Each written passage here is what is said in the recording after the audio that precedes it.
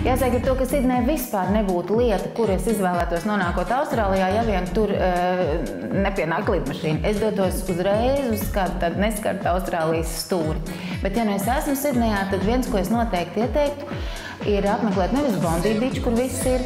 Ja gribās peldēties, vajag braukt uz Menlī, kur brauc vietējā peldēt, bet tad tur Menlijā ir arī tāda dabas taka, kur kaut daļai var izbaudīt Austrālijas dabu, un tad ir skatu punkts, no kura brīnišķīgi pavarās Sidneju. Man vienkārši sirds priecājās tajā brīdī, kad es tur nonācu. Otra lieta ir, kurā es pati, diemžēl, netiku, tāpēc, ka nebija biļešu, bet tas ir Sidnejas teātra kompānija, STC teātris. Tur viena no režisoriem un noteikti galvenā prīma ir Keita Blanšeta, un mākslinieckais teātra vadītājs ir viņas dzīvesbiedrs. Tā ir tāda lieta, ar ko paši austrāļi ļoti lepojas.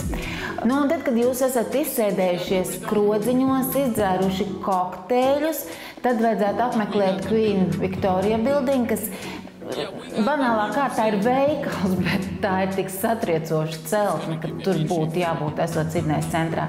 Un pēc tam tad varētu paraudzīties, vai Sidnejā nav nonācis kāds pasaules slavens koncerts, kāda izcila izstāde vai teātra izrāde, jo tajā savās pasaules tūrēs izcilie mākslinieki vienmēr nonāk līdz Austrālijai. Un es, piemēram, Austrālijā redzēju tieši Sidnejā pasakaini Pablo Picasso izstādi, kur bija saglabāti viņa darbi, no dzimšanas līdz nāvei, grafikas, gleznas, skulptūras. Es nezinu, kā tas bija viss savākts kopā, bet Sidnejā es to redzēju.